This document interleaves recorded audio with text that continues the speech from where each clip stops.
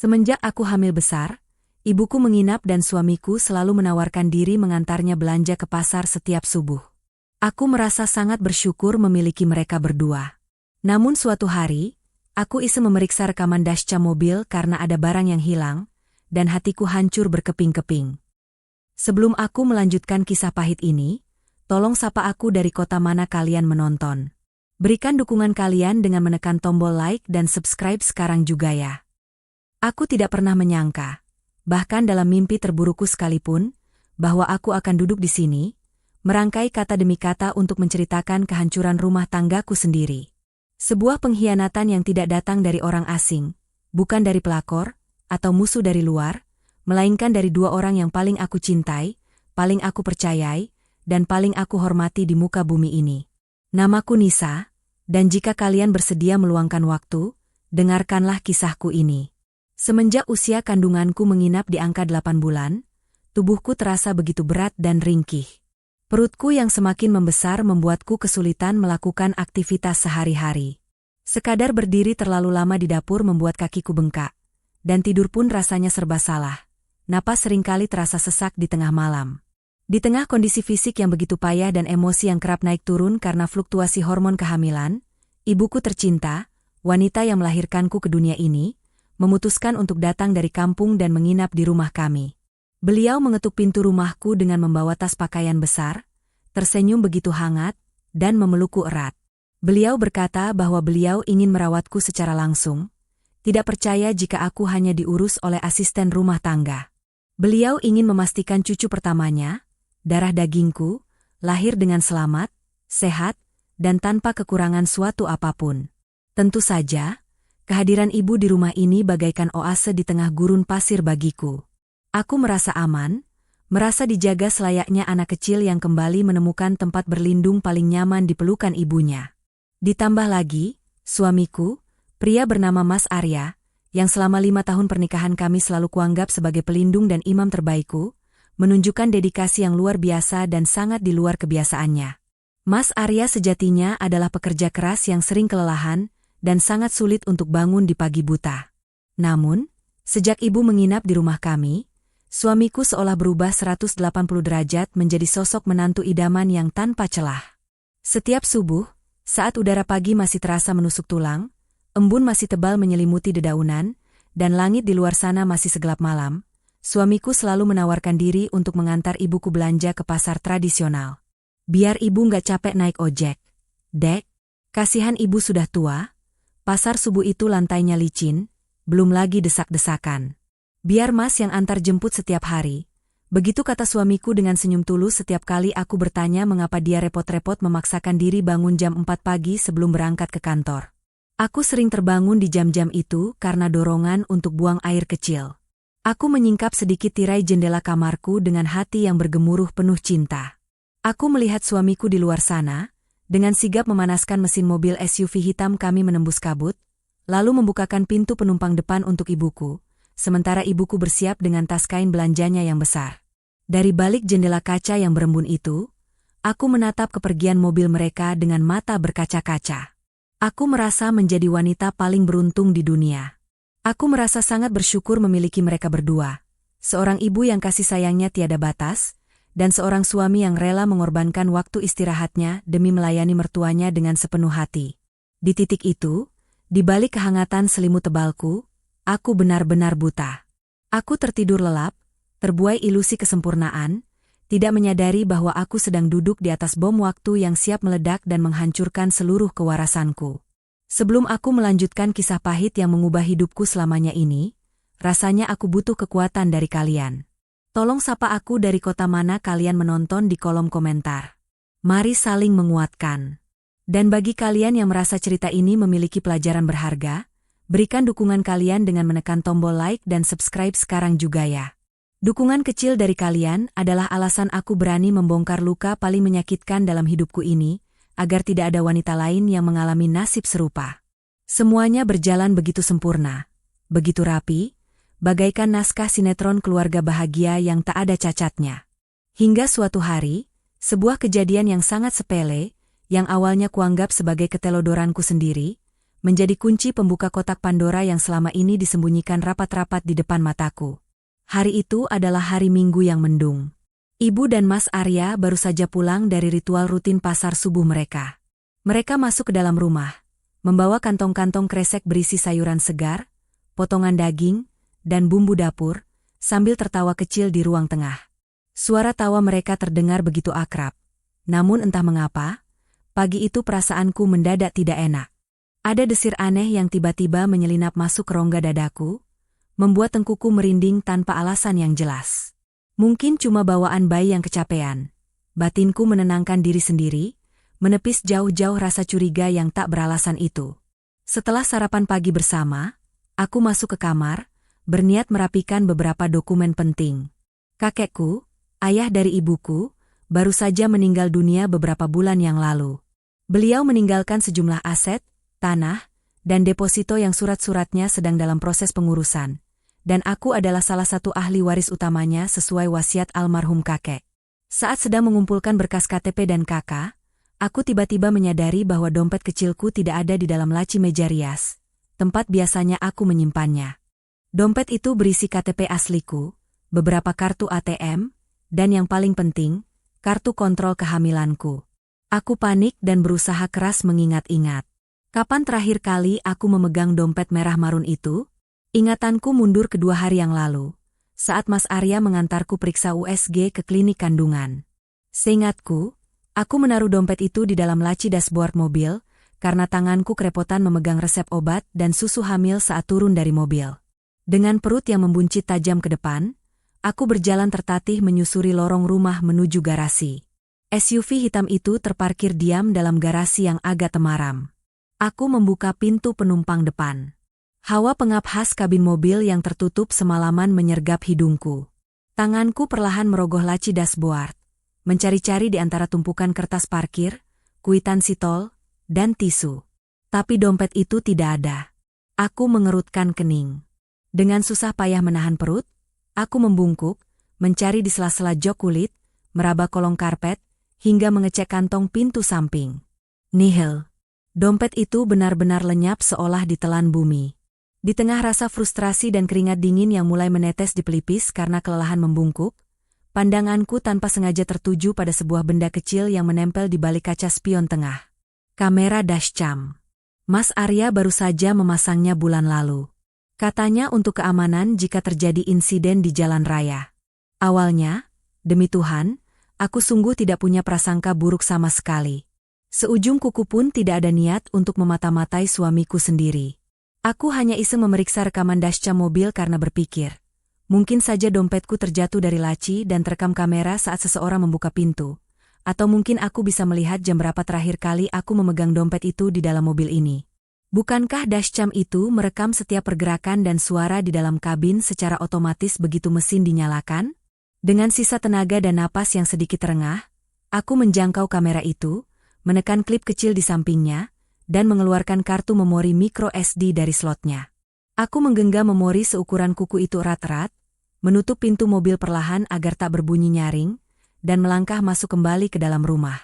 Di ruang keluarga, kulihat ibu dan suamiku sedang asyik menonton acara televisi sambil menyeruput teh hangat. Sama sekali tidak menyadari keberadaanku yang diam-diam menyelinap masuk ke ruang kerjaku. Aku mengunci pintu ruang kerja dari dalam. Menyalakan laptopku yang layarnya langsung memancarkan cahaya terang. Suara kipas laptop yang berderu pelan, entah mengapa terdengar sangat keras di telingaku yang tiba-tiba berdenging aneh. Aku memasukkan kartu memori itu ke dalam card reader dan menyambungkannya. Layar segera menampilkan jendela folder berisi puluhan file video yang dinamai otomatis berdasarkan format tanggal dan jam perekaman. Aku men-scroll ke bawah, mencari file hari ini, rekaman perjalanan subuh tadi. Mataku tertuju pada file yang menunjukkan pukul 4.35 pagi. Waktu yang sangat pas saat suamiku dan ibuku berangkat membelah kabut subuh ke pasar. Tanganku tiba-tiba terasa dingin. Jari telunjukku sedikit bergetar saat menggerakkan kursor mouse. Klik 2 kali. Video mulai berputar di layar penuh. Visualnya hitam dan buram, hanya menunjukkan jalanan aspal perumahan kami yang sepi, disorot temaram oleh lampu depan mobil. Gelap, sunyi, Hanya ada bayangan pepohonan dan pantulan cahaya lampu jalan yang sesekali melintas di kaca. Namun, bukan gambar jalanan kosong itu yang seketika membuat jantungku seolah ditarik paksa dari tempatnya. Kamera itu memang tidak menyorot ke dalam kabin, tetapi mikrofon bawaannya menyala dan berfungsi dengan sangat baik. Audio terekam dengan sangat jernih di dalam ruang mobil yang kedap suara tersebut. Terdengar suara pintu mobil ditutup rapat. Suara desahan napas suamiku yang mendehem pelan, lalu diikuti oleh gesekan kain dan suara ibuku, ibu kandungku sendiri, yang sedang mengatur posisi duduknya. Kemudian, percakapan mereka dimulai. Kata demi kata, kalimat demi kalimat yang meluncur dari mulut mereka melalui speaker laptopku, membuat suhu tubuhku anjlok drastis ke titik beku. Darahku seakan berhenti mengalir di pembuluh nadinya, membeku membawa kengerian yang tak terlukiskan. Aku duduk terpaku di kursi kerjaku, mematung dengan mata terbelalak lebar dan kedua tangan menutupi mulutku yang menganga tertahan agar isak tangisku tak pecah dan terdengar keluar ruangan. Di detik itu juga, seluruh ilusi kebahagiaanku runtuh tak bersisa. Saat mendengar percakapan mereka di dalam mobil yang gelap itu, hatiku hancur berkeping-keping. Dunia yang selama 5 tahun ini kubangun dengan air mata, doa, dan cinta, hancur lebur menjadi debu hanya dalam hitungan menit. Suara dengungan mesin mobil dari rekaman dashcam itu mengalun rendah, memecah keheningan ruang kerjaku yang terasa semakin mencekik. Aku menahan napas, mencondongkan tubuhku ke arah layar laptop, seolah tak percaya dengan apa yang baru saja indera pendengaranku tangkap. Aku memutar ulang detik-detik awal percakapan itu, memastikan bahwa aku tidak sedang berhalusinasi akibat kelelahan atau hormon kehamilan. Tapi tidak. Suara itu terlalu nyata. Terlalu jernih. Sampai kapan sih, Bu? Aku harus akting begini terus. Suara Mas Arya, suamiku, memecah kesunyian di dalam kabin mobil. Nada bicaranya tidak lembut dan penuh kasih sayang seperti yang selama ini kudengar. Suaranya terdengar berat, dipenuhi nada ketidaksabaran dan rasa muak yang tak ditutupi sama sekali. Mas capek, Bu. Tiap hari harus bangun sebelum subuh. Kedinginan. Belum lagi tiap malam harus pura-pura mijitin kakinya Nisa, dengerin dia ngeluh ini itu. Muak rasanya lihat dia manja begitu. Sebuah godam tak kasat mata menghantam dadaku dengan kekuatan penuh. Udara di sekitarku seakan tersedot habis. Pria yang semalam mengecup keningku sambil membisikkan kata cinta, pria yang bersumpah di hadapan penghulu dan Tuhan untuk menjagaku, baru saja melontarkan kata-kata yang menyayat ulu hatiku. Namun, hantaman berikutnya jauh lebih mematikan. Kamu pikir ibu nggak capek, Arya? Suara ibuku menyahut. Bukan dengan nada menegur atau menasihati menantunya yang durhaka, melainkan dengan nada sinis yang sama berbahayanya. Kamu pikir ibu betah ninggalin rumah di kampung, ninggalin arisan dan teman-teman ibu cuma buat ngurusin anak manja yang kerjanya cuma tiduran pegang perut? Tahan sedikit lagi, Arya. Tahan emosimu. Kamu itu laki-laki, jangan gampang mengeluh cuma karena akting sedikit. Aku membekap mulutku dengan kedua tangan sekuat tenaga. Air mataku tumpah ruah seketika, menganak sungai membasahi punggung tanganku. Ibu? Ibuku sendiri? Wanita yang rahimnya pernah menjadi tempatku bernaung, wanita yang payudaranya pernah mengalirkan kehidupan untukku, kini berbicara tentang diriku seolah aku adalah beban paling menjijikan dalam hidupnya. Masalahnya, kapan harta tua bangka itu bisa cair, Bu? Mas Arya kembali bersuara, kali ini diiringi suara ketukan jarinya di setir mobil yang terdengar berirama tak sabar. Kemarin Mas sudah coba pancing-pancing Nisa soal sertifikat tanah ruko di jalan protokol itu, tapi dia bilang semua berkas masih ditahan sama notaris kakeknya. Mas butuh modal cepat buat nutupin utang proyek yang kemarin gagal. Kalau bukan karena janji ibu soal warisan ini, Mas nggak akan mau bertahan sama perempuan membosankan kayak Nisa. Makanya kamu pakai otakmu, Arya. Nada suara ibu meninggi, diiringi desis tajam bagai ular yang bersiap mematuk mangsanya. Pengacara dan notaris kakeknya sudah bilang ke ibu secara pribadi. Almarhum kakeknya memang kolot dan terlalu protektif sama Nisa. Syarat pencairan seluruh aset utama, baik deposito puluhan miliar maupun sertifikat tanah komersial itu, baru bisa dieksekusi dan dibalik nama mutlak ke Nisa setelah cicit pertamanya lahir dengan selamat. Begitu syarat dari wasiatnya. Tua bangka sialan, umpat Mas Arya kasar. Kenapa harus nunggu anak itu lahir segala sih? Bikin repot saja. Sabar. Dokter kandungan kemarin bilang kan, paling lambat bulan depan Nisa sudah pembukaan. Tinggal hitungan minggu, Arya. Suara ibu kini berubah menjadi bisikan licik yang membuat bulu kuduku berdiri tegak. Begitu Nisa lahiran, dia pasti akan kelelahan luar biasa. Ibu tahu persis karakter anak itu, fisiknya lemah. Kita buat dia seolah-olah kena depresi postpartum, depresi pasca melahirkan. Ibu yang akan ambil alih perawatan bayinya, dan ibu akan tekan psikologisnya pelan-pelan supaya dia merasa nggak becus jadi ibu. Di layar laptop, aku melihat pantulan wajahku sendiri yang pucat pasi, basah oleh air mata. Tubuhku bergetar hebat. Perutku kram, dan bayiku di dalam sana tiba-tiba menendang dengan sangat keras. Seolah ia pun ikut merasakan kengerian dari rencana keji nenek dan ayah kandungnya sendiri. Di saat Nisa terpuruk dan kacau, lanjut ibu dalam rekaman itu, tawanya terdengar pelan dan serak, ibu yang akan pegang semua kendali rumah. Ibu akan minta dia tanda tangan surat kuasa pengelolaan aset dengan alasan supaya dia nggak terbebani dan fokus pemulihan. Kamu urus rekening dan pencairan depositonya. Begitu semua harta kakeknya pindah ke tangan kita bisa atur Nisa sesuka hati. Kalau kamu sudah bosan dan mau ceraikan dia setelah kita dapat semuanya, ibu nggak akan larang. Toh, ibu cuma butuh uang peninggalan kakeknya yang selama ini selalu ditahan dari ibu. Rekaman itu terus berjalan. Diisi dengan tawarnya mereka berdua yang merencanakan liburan ke luar negeri dan pembelian mobil sport baru menggunakan uang warisan kakekku, tepat di atas penderitaanku. Mereka menertawakan kebodohanku. Mereka menertawakan bagaimana aku menangis terharu setiap kali Mas Arya membawakan segelas susu hamil, tanpa tahu bahwa susu itu sengaja diberikan agar bayiku cepat lahir dan mereka bisa segera merampok hartaku. Aku memejamkan mata kuat-kuat. Kepalaku pening luar biasa, bumi seakan berputar dengan kecepatan penuh. Rasa mual yang teramat sangat menyergap perutku. Dengan tertatih, aku bangkit dari kursi kerja, berlari kecil ke arah kamar mandi yang ada di sudut ruang kerjaku. Aku memuntahkan seluruh isi perutku ke dalam wastafel. Sarapan pagi yang tadi kumakan bersama mereka, sarapan yang disiapkan dengan tangan penuh kepalsuan, kini keluar bersamaan dengan rasa jijik yang tak tertahankan. Aku membasuh wajahku dengan air dingin yang mengalir dari keran. Menatap pantulan diriku di cermin kamar mandi. Mata sembab, wajah tirus, dan perut yang membuncit besar. Selama 5 tahun aku mengabdi sebagai istri yang penurut. Selama 27 tahun aku menjadi anak yang selalu berusaha membanggakan ibunya. Namun apa balasannya? Aku diperlakukan tak lebih dari sekadar mesin penetas, sebuah brankas berjalan yang kuncinya adalah nyawa anakku sendiri. Ya Allah! Rintihku lirih, meremas ujung wastafel hingga buku-buku jariku memutih. Orang macam apa yang sedang kuhadapi ini? Iblis berwujud manusia yang memakai topeng keluarga. Tiba-tiba, dari luar ruang kerjaku, sayup-sayup terdengar suara ketukan pintu. Dek? Nisa? Kamu di dalam? Sayang? Itu suara Mas Arya. Lembut, penuh perhatian, persis seperti nada suara yang selalu membuatku merasa aman selama ini.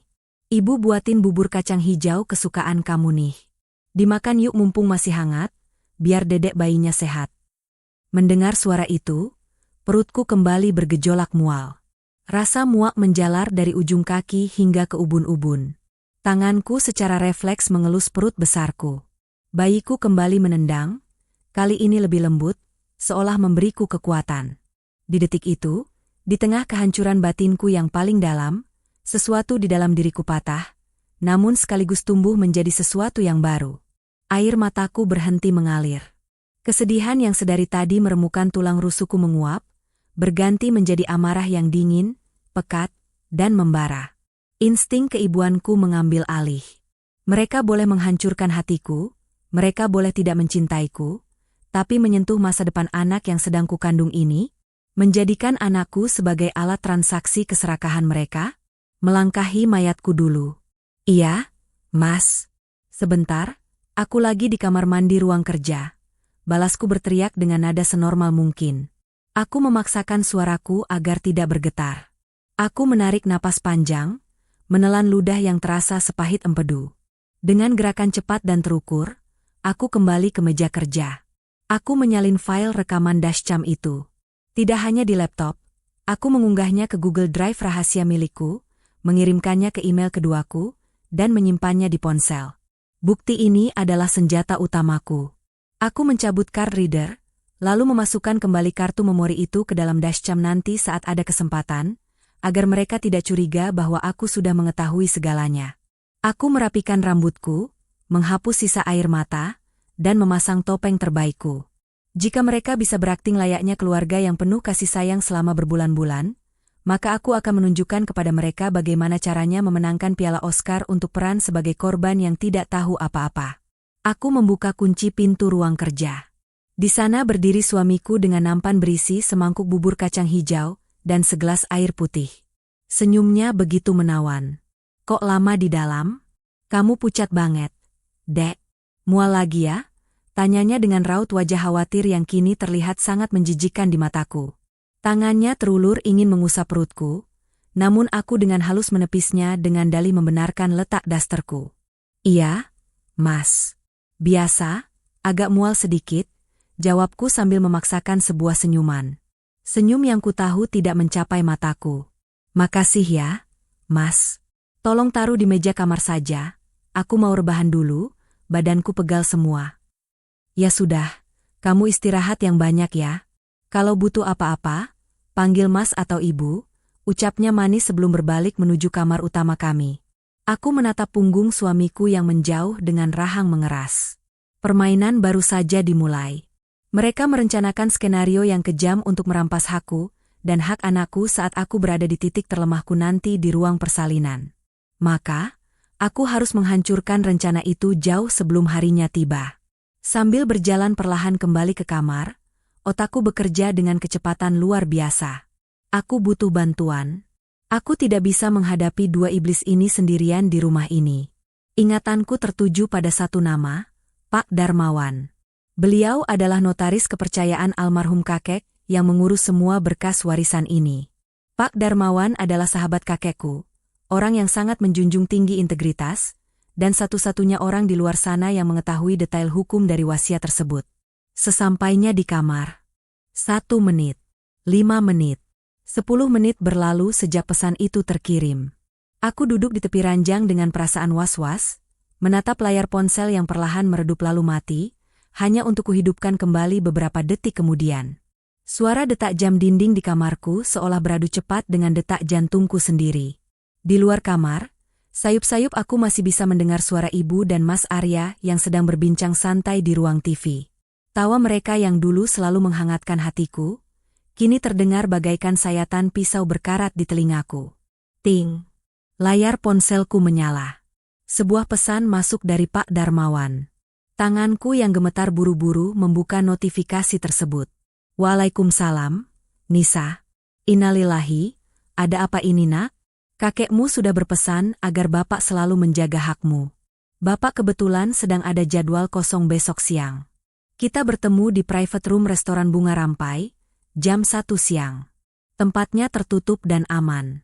Berhati-hatilah, Nisa. Aku memejamkan mata, menghembuskan napas panjang yang sedari tadi tertahan di rongga dada. Syukurlah. Setidaknya, masih ada satu orang di dunia ini yang berpihak padaku dan mewarisi ketulusan almarhum kakek. Kini, tantangan terbesarku adalah mencari cara untuk keluar dari rumah ini besok siang tanpa memancing sedikitpun kecurigaan dari dua sipir penjara yang kini mengawasiku dengan kedok kasih sayang. Otakku berputar cepat merancang alibi. Mas Arya besok akan pergi ke kantor. Itu artinya aku hanya perlu memikirkan cara untuk mengelabui ibu. Ibu adalah tipe wanita yang sangat menyukai kemewahan dan pelayanan eksklusif. Sifat yang ironisnya baru benar-benar kusadari setelah mendengar niat busuknya merampas harta kakek. Keesokan paginya, setelah Mas Arya berangkat kerja dengan rutinitas kecupan palsunya di keningku, aku melancarkan aksiku. Aku duduk di ruang tengah, memanggil ibu yang sedang merapikan vas bunga. Bu, panggilku dengan nada suara yang kubuat semanja mungkin. Nisa, perhatikan. Akhir-akhir ini ibu kelihatan capek banget ngurusin Nisa dan rumah. Nisa jadi merasa bersalah. Bu. Ibu menoleh, meletakkan lap mejanya, lalu berjalan menghampiriku dengan raut wajah keibuan yang sangat meyakinkan. Aduh, anak ibu ngomong apa sih? Ibu kan senang ngurusin kamu, Nisa. Lagi pula, ini kan demi cucu pertama ibu juga. Kenapa harus merasa bersalah? Balasnya sambil mengelus rambutku. Sentuhannya yang dulu terasa menenangkan, kini membuat perutku mual, menahan rasa jijik yang luar biasa. Nisa mau kasih kejutan buat ibu, ucapku sambil tersenyum tipis. Nisa barusan booking layanan spa dan pijat relaksasi premium dari salon langganan teman Nisa. Terapisnya datang ke rumah jam 12:30 siang nanti. Durasi perawatannya sekitar 3 jam, ada lulur, pijat aromaterapi, sampai cerambat. Ibu nikmati saja ya di kamar tamu, biar ibu bisa rileks. Mata ibu langsung berbinar. Wajahnya memancarkan kegembiraan yang tak bisa disembunyikan. Keserakahannya pada hal-hal berbau kemewahan selalu menjadi kelemahannya. Ya Allah, Nisa, kamu ini repot-repot sekali. Padahal ibu nggak minta loh, tapi kalau sudah dipesan, ya sayang kalau ditolak. Makasih ya, sayang, ucapnya kegirangan. Iya, Bu. Nanti waktu terapisnya datang, Nisa mau numpang tidur siang di kamar. Nisa lagi gampang pusing, jadi mungkin agak lama tidurnya.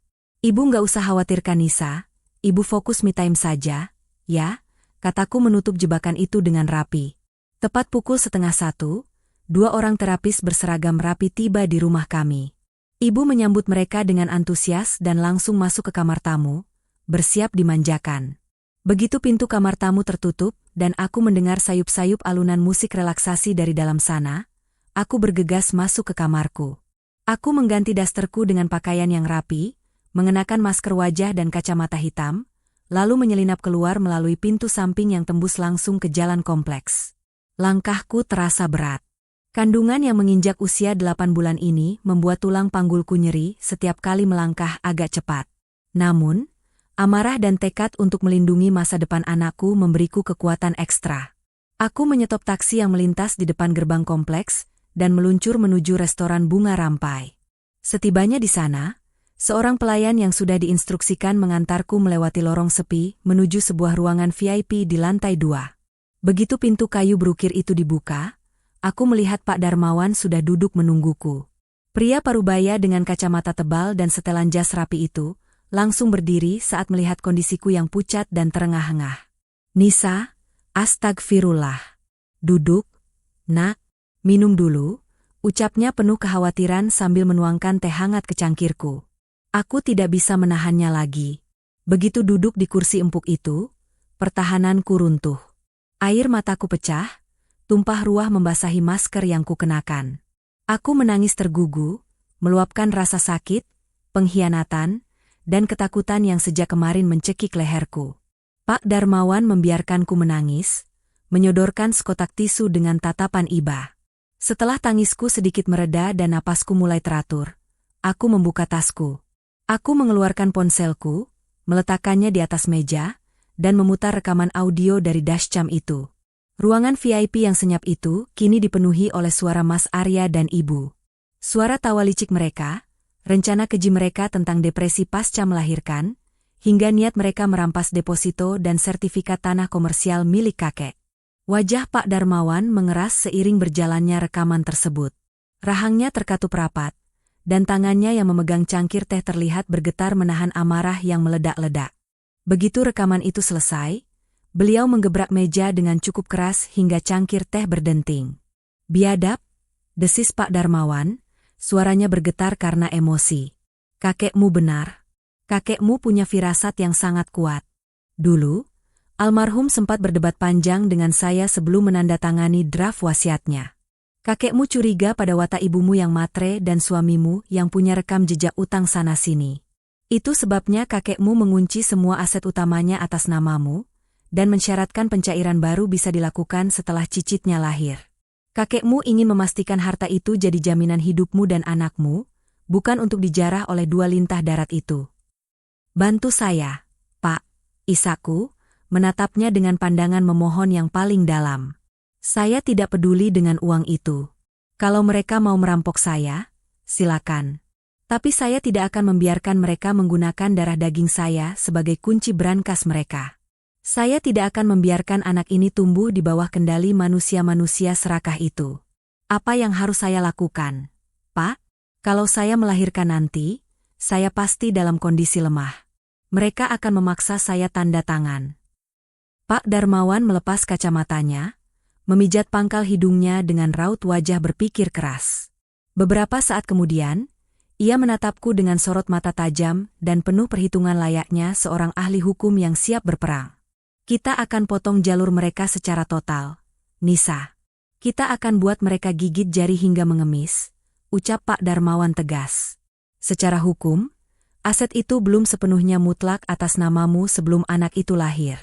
Namun, sebagai ahli waris tunggal yang ditunjuk dalam wasiat sementara, kamu memiliki hak untuk membuat codicil atau amandemen turunan yang mengikat. Maksudnya bagaimana, Pak? Tanyaku tak sabar.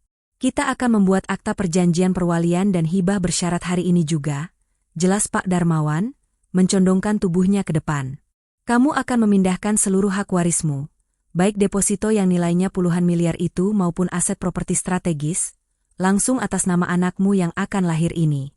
Namun, yang paling krusial adalah klausal pengawasannya. Pak Darmawan mengambil sebuah draft kertas dari dalam tas kerjanya dan sebuah pena. Kita akan menunjuk pihak ketiga sebagai wali amanat. Sebuah lembaga trust fund profesional, atau firma hukum saya sendiri yang akan bertindak sebagai eksekutor tunggal pengelola aset. Klausalnya akan ditulis dengan sangat eksplisit, bahwa Arya sebagai ayah kandung, dan ibumu sebagai nenek, sama sekali tidak memiliki hak kuasa hukum, hak kelola, hak asuh finansial, apalagi hak untuk mencairkan dana sepeser pun dengan alasan apapun. Jantungku berdegup kencang. Apakah itu kuat secara hukum? Pak, bagaimana kalau nanti Mas Arya menuntut sebagai ayah kandung? Sangat kuat, jawabnya mantap. Karena akta ini dibuat berdasarkan hak prerogatifmu sebagai ahli waris pertama dari wasiat kakekmu. Dana itu hanya bisa dicairkan langsung oleh pihak trust fund ke rekening vendor untuk kebutuhan pendidikan anakmu kelak, biaya kesehatannya, atau kebutuhan primernya, tanpa pernah mampir ke rekening suamimu atau ibumu. Jika kamu kenapa-napa, atau jika terjadi perceraian, harta ini tidak akan pernah bisa disentuh oleh Arya karena berstatus harta bawaan yang dihibahkan ke anak, bukan harta gonogini. Sebuah senyum dingin yang terasa asing perlahan mengembang di bibirku. Air mataku telah mengering, digantikan oleh bara dendam yang menuntut pelampiasan. Buatkan aktanya sekarang, Pak Darmawan. Saya akan tanda tangani semuanya hari ini. Kunci semua celahnya. Jangan sisakan 1 sen pun untuk mereka. Siang itu, di bawah temaram lampu ruangan VIP restoran, aku membubuhkan tanda tanganku di atas belasan lembar kertas bermaterai. Setiap goresan tinta yang kutorehkan adalah paku yang kutancapkan untuk menutup peti mati keserakahan suamiku dan ibuku. Pak Darmawan juga memanggil 2 stafnya untuk menjadi saksi sah penandatanganan akta tersebut secara notarial. Semuanya resmi. Semuanya mengikat secara hukum. Selesai, ucap Pak Darmawan sambil memasukkan dokumen tersebut ke dalam brankas portabelnya. Akta ini langsung efektif seketika saat anakmu menghirup udara pertamanya di dunia. Sekarang, tugasmu hanyalah menjaga kesehatan, Nisa. Bermainlah dengan cantik. Biarkan mereka merasa menang. Jangan tunjukkan perubahan apapun sampai hari H tiba. Pasti, Pak, mereka menginginkan sebuah drama, maka akan saya berikan panggung yang tidak akan pernah mereka lupakan seumur hidup mereka. Desisku tajam. Aku kembali ke rumah dengan taksi yang sama, menyelinap masuk ke kamarku sebelum durasi spa ibu selesai. Aku membasuh wajahku, berbaring di ranjang, dan memejamkan mata tepat saat pintu kamarku diketuk perlahan oleh ibu 1 jam kemudian. Nisa, sayang, kamu sudah bangun? Panggil ibu dengan suara lembut yang memuakan. Aku membuka mata, memasang wajah mengantuk, dan tersenyum lugu menatap wanita yang telah melahirkanku itu. Bom waktu itu sudah kupasang, tertanam jauh di dasar fondasi keserakahan mereka. Kini, aku hanya tinggal duduk manis dan menunggu hari persalinanku tiba, hari di mana tombol pelatuk itu akan kutekan dengan tanganku sendiri. Hari-hari yang bergulir setelah pertemuanku dengan Pak Darmawan terasa bagaikan simulasi neraka yang dibungkus dengan pita sutra kepalsuan. Setiap detik yang kuhabiskan di bawah atap rumah itu, menuntut energi mental yang luar biasa. Aku harus membagi diriku menjadi dua entitas yang berbeda. Nisa sang istri dan anak perempuan yang rapuh, manja, dan tidak tahu apa-apa di permukaan, serta Nisa sang ibu singa yang sedang mengasah cakarnya di dalam kegelapan, menunggu saat yang tepat untuk menerkam. Sisa 3 minggu menjelang hari perkiraan lahir, HPL, adalah puncak dari sandiwara menjijikan ini. Perhatian suamiku dan ibuku semakin hari semakin beringas, seolah mereka sedang memupuk seekor angsa emas yang sebentar lagi akan bertelur. Pernah suatu malam, saat kami sedang duduk di ruang keluarga, ibu tiba-tiba membuka obrolan dengan nada yang sangat berhati-hati, namun matanya memancarkan kilat keserakahan yang kini tak lagi bisa disembunyikan dari pandanganku. "Nisa, sayang," ucap ibu sambil memijat betisku yang membengkak. "Ibu perhatikan kamu akhir-akhir ini sering pucat dan gampang capek. Nanti kalau dedek bayi sudah lahir, kamu pasti akan kehabisan tenaga luar biasa. Apalagi ini anak pertama, begadang tiap malam, menyusui, aduh, ibu nggak tega membayangkannya." Mas Arya yang sedang mengupas apel di sofa seberang langsung menimpali, menyambung umpan yang dilemparkan ibuku dengan sangat mulus. "Iya, Dek. Mas juga mikir begitu. Mas ingin kamu fokus saja sama pemulihan fisik dan mental kamu. Jangan sampai kamu baby blues atau depresi." Aku menahan napas. "Depresi." Kata itu meluncur begitu saja dari mulut suamiku. Sama persis dengan naskah keji yang kudengar dari rekaman dashcam tempo hari.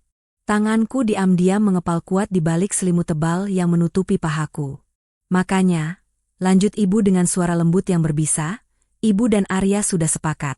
Nanti untuk urusan rumah, urusan tagihan, sampai urusan surat-surat dari notaris kakekmu itu, biar kami berdua yang handle.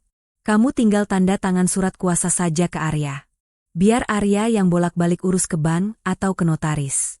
Kamu tahu kan, ngurus pencairan deposito puluhan miliar dan balik nama sertifikat ruko itu ribetnya minta ampun? Gak mungkin kamu sanggup ngurus itu semua sambil bawa-bawa bayi merah." Darahku mendidih hingga ke ubun-ubun. Betapa rapinya mereka menyusun jaring laba-laba ini. Jika aku tidak mendengar rekaman itu, aku pasti akan langsung mengangguk setuju sambil menangis terharu, menyerahkan leherku sendiri untuk disembelih oleh mereka dengan dalih kasih sayang. Aku menarik napas panjang, memasang wajah polos dan tersenyum lemah. "Iya ya, Bu, Mas. Kayaknya memang bakal repot banget." Nisa juga kepikiran, gimana nanti ngurus dokumen sebanyak itu. Kulihat Mas Arya dan ibu saling bertukar pandang. Ada kilat kemenangan di mata mereka.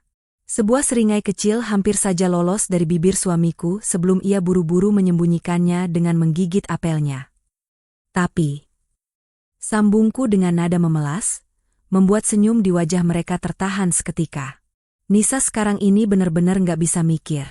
"Mas," otak Nisa rasanya buntu. Jangankan baca dokumen hukum, baca resep dokter aja Nisa suka lupa. "Nanti saja ya, Mas, Bu. Begitu dedek bayi lahir dengan selamat, baru kita urus semuanya pelan-pelan. Kan syarat mutlak dari kakek memang harus nunggu cicitnya lahir dulu. Sekarang Nisa mau fokus lahiran saja, Nisa takut." Ucapku sambil meneteskan air mata buatan, memanipulasi keadaan persis seperti yang sering mereka lakukan padaku. Mendengar itu, ibu langsung memelukku, menepuk-nepuk punggungku dengan sedikit kaku. Iya sayang. Nggak usah dipikirin sekarang. Yang penting kamu tenang dulu ya. Pokoknya ibu dan Arya yang akan bereskan semuanya nanti." Aku menyandarkan kepalaku di bahu ibuku, sementara mataku menatap tajam ke arah dinding kosong di hadapanku. "Ya, bereskan saja hayalan kalian. Karena sebentar lagi, kalian tidak akan mendapatkan apa-apa selain debu." Ketegangan psikologis ini terus menggerogotiku hingga puncaknya terjadi pada suatu malam, tepat 4 hari sebelum HPL. Hujan turun dengan sangat lebat, disertai petir yang menyambar-nyambar membelah langit. Pukul 2 dini hari, aku terbangun oleh rasa sakit yang luar biasa melilit perut bagian bawahku. Sakitnya datang bergelombang, menekan panggulku dengan kekuatan yang belum pernah kurasakan sebelumnya. Aku merintih tertahan, mencengkeram spray dengan kuat. Terasa ada cairan hangat yang mengalir deras membasahi paha bagian dalamku. Ketubanku pecah. "Mas, Mas Arya, panggilku dengan suara bergetar, mengguncang bahu suamiku yang tertidur lelap di sebelahku. Mas, bangun. Perutku sakit banget. Air ketubanku pecah. Mas. Mas Arya terlonjak kaget. Ia mengusap wajahnya dengan kasar. Matanya membelalak melihat sprei yang sudah basah. Dalam hitungan detik, ia melesat bangun, memanggil ibu yang tidur di kamar sebelah dengan suara panik yang menggelegar ke seluruh penjuru rumah. Bu, ibu, Nisa mau lahiran, Bu, cepat siapkan tasnya. Sandiwara babak terakhir pun dimulai. Aku melihat ibu tergopoh-gopoh keluar dari kamarnya dengan wajah panik yang dibuat-buat, membawakan tas bersalin yang sudah disiapkan jauh-jauh hari. Mas Arya memapahku dengan sangat hati-hati, seolah aku adalah porselen rapuh yang tak ternilai harganya. Mereka menuntunku masuk ke dalam mobil SUV hitam, mobil yang sama yang menjadi saksi bisu kebusukan mereka. Di sepanjang perjalanan menembus hujan badai, Mas Arya menggenggam tanganku erat-erat, sesekali mengecup punggung tanganku sambil membisikkan kata-kata penenang. Sabar ya, sayang. Tarik napas, buang. Sebentar lagi kita sampai rumah sakit. Kamu kuat, Dek, demi anak kita. Demi masa depan kita. Demi masa depan kita. Kalimat itu bergema di kepalaku, menyulut amarah yang bercampur baur dengan rasa sakit akibat kontraksi yang semakin sering datang. Di kursi belakang, ibu tak henti-hentinya merapal doa dengan suara keras, memastikan aku mendengarnya. Mereka benar-benar menampilkan performa kelas atas demi sebuah warisan. Sesekali mataku melirik ke arah kaca spion tengah, menatap dashcam yang merekam kepanikan palsu ini. Suatu saat nanti, aku akan menertawakan momen ini. Setibanya di rumah sakit bersalin Permata Hati, aku langsung dilarikan ke ruang IGD, lalu dipindahkan ke ruang persalinan VIP. Ruangan luas dengan fasilitas mewah itu adalah permintaan khusus Mas Arya.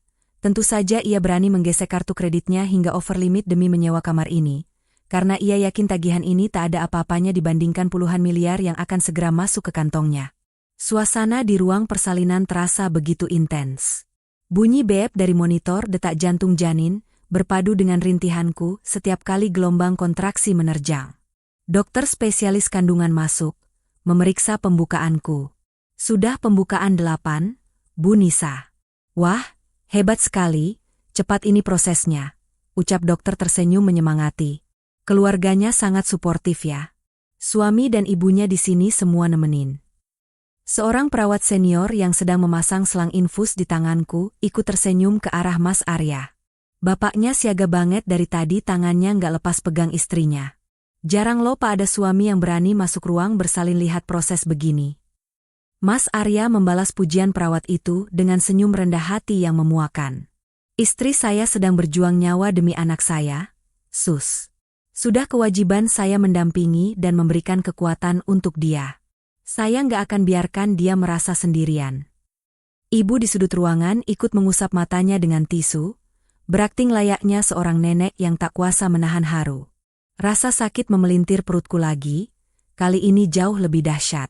Aku menjerit tertahan, menancapkan kuku-kukuku ke telapak tangan Mas Arya hingga ia sedikit meringis kesakitan, meski ia berusaha keras menyembunyikannya.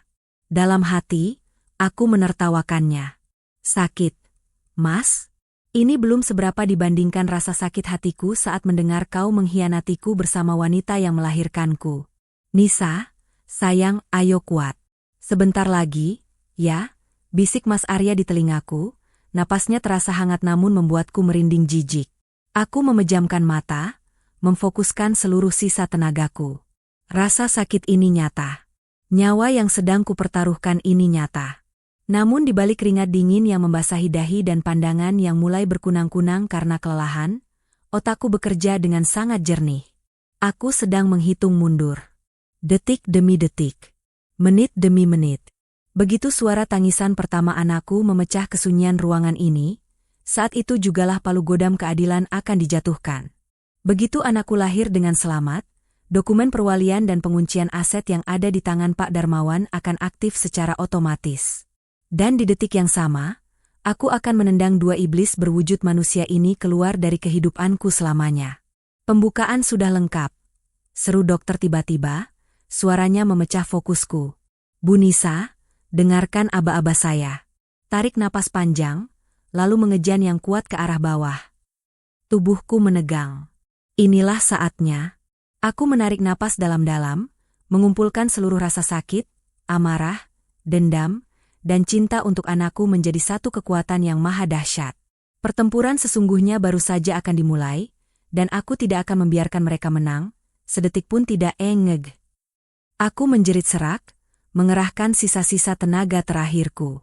Mataku terpejam erat, urat-urat di leherku terasa menegang hingga batas maksimal. Di sampingku, suara Mas Arya terus berdengung memberikan instruksi palsunya, sementara ibu memegang kakiku yang gemetar. Lalu, semuanya terasa lepas. Beban luar biasa yang selama berbulan-bulan menekan rongga panggulku sirna seketika. Ruang persalinan yang tadinya dipenuhi ketegangan mendadak hening selama 1 detik yang terasa seperti keabadian, sebelum akhirnya dipecahkan oleh suara tangisan melengking yang paling indah yang pernah kudengar seumur hidupku. Oek, oek, oek. Alhamdulillah. Bayinya laki-laki, Bu Nisa, sehat dan sempurna. Seru dokter kandungan dengan senyum rekah, mengangkat tubuh mungil kemerahan yang berlumuran darah dan cairan ketuban itu. Tangisku pecah. Kali ini bukan tangisan kepalsuan atau kesakitan, melainkan air mata kelegaan yang murni. Anakku lahir. Pangeran kecilku, penyelamatku, alasan mengapa aku bertahan melewati neraka pengkhianatan ini telah hadir ke dunia. Perawat dengan sigap membersihkan tubuh bayiku, membedongnya dengan kain hangat, lalu meletakkannya perlahan di atas dadaku untuk inisiasi menyusui dini. Kehangatan kulitnya yang menyentuh dadaku seolah mengalirkan energi kehidupan yang baru ke sekujur tubuhku yang kelelahan. Alhamdulillah, ya Allah cucuku, pewaris kakek sudah lahir. Seru ibu, suaranya melengking penuh histeria kebahagiaan. Ia menutupi mulutnya dengan kedua tangan, air mata buayanya mengalir deras. Namun matanya tidak menatap wajah cucunya, melainkan menatap kosong ke arah depan, seolah sedang membayangkan tumpukan uang puluhan miliar yang jatuh dari langit. Mas Arya langsung mencondongkan tubuhnya ke arahku. Ia mengecup dahiku berkali-kali dengan napas memburu. Kamu hebat, Dek. Kamu luar biasa. Terima kasih, sayang. Kita maksud Mas, kebahagiaan kita sudah lengkap sekarang. Anak kita lahir dengan selamat. Sebuah kesalahan ucap yang sangat fatal, namun ia segera menutupinya dengan senyum lebar. Dulu, aku mungkin tidak akan menyadarinya. Tapi sekarang, kata Kaya, yang sempat meluncur dari bibirnya itu terdengar lebih memekakan telinga daripada suara petir di luar sana. Aku menatap mata suamiku. Pandanganku yang tadinya sayu karena kelelahan, perlahan berubah menjadi dingin dan tajam bak sembilu. Tidak ada lagi Nisa yang lemah. Tidak ada lagi Nisa yang rapuh dan mudah ditipu. Aku menoleh sedikit ke arah perawat yang berdiri di dekat meja instrumen. Sus, panggilku dengan suara serak namun tegas, mengabaikan Mas Arya yang wajahnya masih berada beberapa sentimeter dari wajahku. Tolong ambilkan ponsel saya di dalam tas bersalin itu. Ada pesan penting yang harus saya kirim ke pengacara keluarga. Perawat itu mengangguk patuh dan menyerahkan ponselku. Dengan sebelah tangan memeluk bayiku, jariku bergerak cepat di atas layar yang retak, mengirimkan satu pesan singkat kepada Pak Darmawan. Sudah lahir, Pak. Eksekusi sekarang. Kurang dari 10 detik kemudian, balasan dari Pak Darmawan masuk. Alhamdulillah. Akta perwalian dan trust fund sudah aktif detik ini juga. Seluruh aset terkunci rapat atas nama anakmu. Selamat bertarung, Nisa. Aku mengunci layar ponselku dan meletakkannya di samping bantal. Aku menarik napas panjang, menghirup aroma khas bayi yang menguar dari tubuh anakku, lalu menatap tajam ke arah 2 manusia serakah yang masih berdiri di sisi ranjangku dengan senyum mengembang menanti jatah mereka. Mas Arya, Ibu, ucapku pelan, suaraku memecah keheningan ruangan setelah dokter dan beberapa perawat melangkah mundur untuk memberiku privasi sejenak. Iya, sayang, kamu mau minum? Atau mau Mas pijitin lagi? Tawar Mas Arya dengan nada manisnya yang memuakan. Mundur, desisku tajam. Jauhkan tangan kotor kalian dari anakku. Senyum di wajah Mas Arya seketika luntur. Tangannya yang tadinya hendak mengelus kepala bayiku tertahan di udara. Ibu yang tadinya sedang mengusap-usap bahuku ikut mematung. Ruang persalinan VIP itu mendadak terasa sedingin lemari es. Nisa, kamu ngomong apa? Nak, ini ibu, ini suamimu, tegur ibu dengan kening berkerut, mencoba meraih tanganku. Suster, ini anak saya kenapa? Apa dia halusinasi karena efek obat bius? Atau dia kena baby blues dadakan? Ibu mulai memainkan skenario liciknya, melirik ke arah perawat dengan tatapan prihatin yang dibuat-buat. Jangan sentuh aku, bentakku keras, suaraku menggema memantul di dinding ruangan. Bayiku sedikit menggeliat, namun aku segera mendekapnya lebih erat, memberinya perlindungan absolut. Aku tidak sedang berhalusinasi, dan aku sangat waras, Ibu. Jauh lebih waras dari sebelumnya. Dek, kamu tenang dulu. Mas Arya mencoba membujuk. Wajahnya mulai memucat melihat perubahan drastisku. Kamu baru saja melahirkan, emosimu belum stabil. Berhenti memanggilku, Dek, dengan mulut busukmu itu. Arya, potongku tanpa ampun. Dadaku naik turun menahan amarah yang akhirnya menemukan jalan keluarnya. Aku sudah muak dengan semua sandiwara murahan kalian. Kalian pikir aku buta? Kalian pikir aku tuli? Aku tahu semuanya. Rencana keji kalian untuk mendepresikanku, rencana kalian mengambil alih kuasa hukum, rencana kalian merampok deposito dan sertifikat tanah komersial kakek begitu anak ini lahir. Mata Mas Arya terbelalak lebar seakan mau melompat dari rongganya. Wajah ibu yang tadinya bersemu merah karena pura-pura menangis haru, kini seputih kertas HVS. Rahang mereka jatuh, kehilangan kata-kata. Dari mana kamu bicara ngawur begitu? Nisa? Siapa yang meracuni pikiranmu? Suara ibu bergetar hebat, mencoba membela diri di tengah kepanikan yang mulai mencekik lehernya. Aku tersenyum miring, sebuah senyuman penuh kemenangan yang terasa luar biasa memuaskan. Dashcam mobil, Arya. Bulan lalu, saat hujan gerimis di subuh hari. Saat kamu mengeluh muak memijat kakiku, dan saat ibu menyuruhmu bersabar menunggu bayi ini lahir agar kalian bisa menguasai hartaku. Suara kalian terekam sangat jernih. Aku punya salinannya di berbagai tempat rahasia. Mendengar kata Dashcam, lutut Mas Arya seolah kehilangan tulangnya. Ia terhuyung mundur selangkah menabrak tiang infus. Ibu menutupi mulutnya dengan kedua tangan, matanya liar mencari celah untuk berkelit. Namun ia tahu ia sudah tamat. Bukti itu tidak bisa dibantah. Nisa, sayang, Mas bisa jelaskan. Itu cuma obrolan asal. Mas lagi stres banyak utang. Mas Arya memohon, suaranya kini melengking penuh keputusasaan, mencoba meraih ujung selimutku. Simpan penjelasanmu untuk pengacara perceraian kita nanti.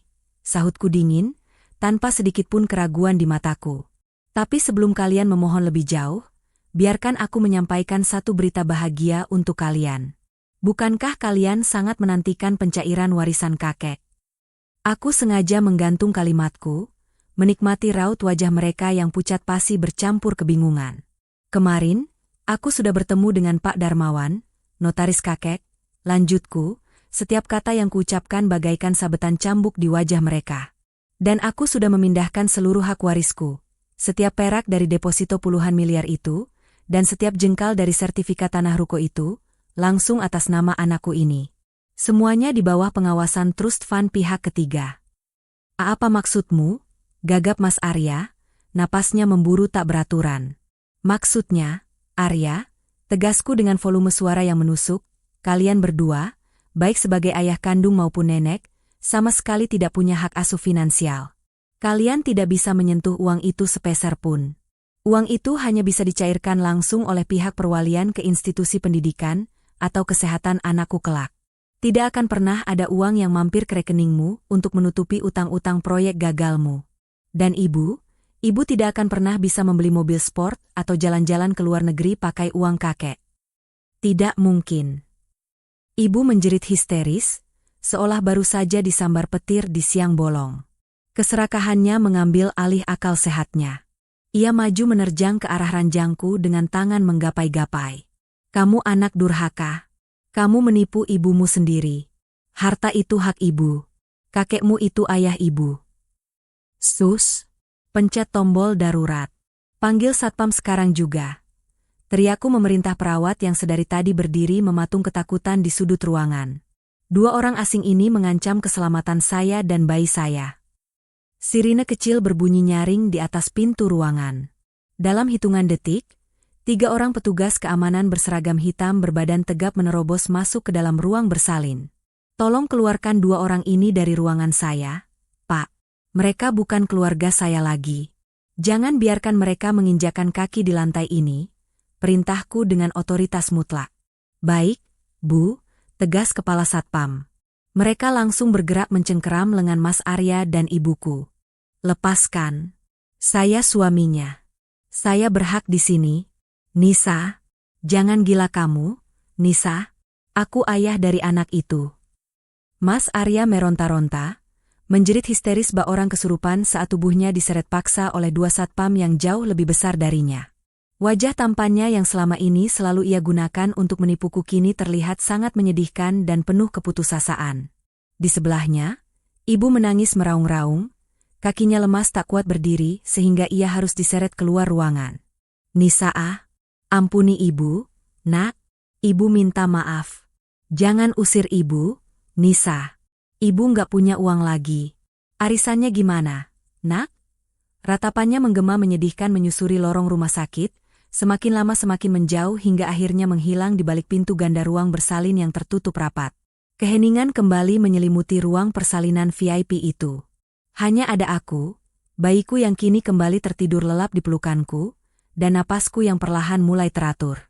Dokter dan perawat menatapku dengan pandangan campur aduk antara takjub, iba, dan hormat. Mereka menjadi saksi bisu bagaimana seorang wanita yang dihancurkan hingga ke akar-akarnya, bangkit menjadi badai yang tak terhentikan. Aku menunduk, mengecup puncak kepala bayiku yang masih beraroma darah dan kehidupan. Air mata hangat kembali menetes dari sudut mataku, jatuh ke pipi montoknya. Maafkan Mama, sayang, bisikku lirih di telinganya. Mama harus menyingkirkan mereka agar kamu bisa hidup dengan aman. Mama mungkin kehilangan suami dan ibu, tapi Mama bersumpah, mulai detik ini, Mama akan menjadi dunia bagimu. Kamu tidak akan pernah kekurangan cinta. Hari itu, di ruangan yang menjadi saksi pergulatan nyawaku, aku tidak hanya melahirkan seorang anak laki-laki. Aku juga melahirkan kembali diriku sendiri. Nisa yang lemah telah mati bersama tumpukan kebohongan mereka. Dan Nisa yang baru, telah lahir dari abu pengkhianatan, berdiri tegak dengan mahkota kemenangannya. Mereka berdua di luar sana pasti sedang menggigit jari, menangisi kebodohan dan keserakahan mereka sendiri. Mereka bertaruh semuanya untuk sebuah harta karun, namun akhirnya harus pulang dengan tangan kosong, diusir bagai anjing liar, dan hidup dalam penyesalan yang akan menghantui mereka hingga ke liang lahat. Begitulah akhirnya, teman-teman. Sebuah catatan harian malam yang kututup dengan kemenangan mutlak. Terima kasih sudah menemaniku di sepanjang cerita ini.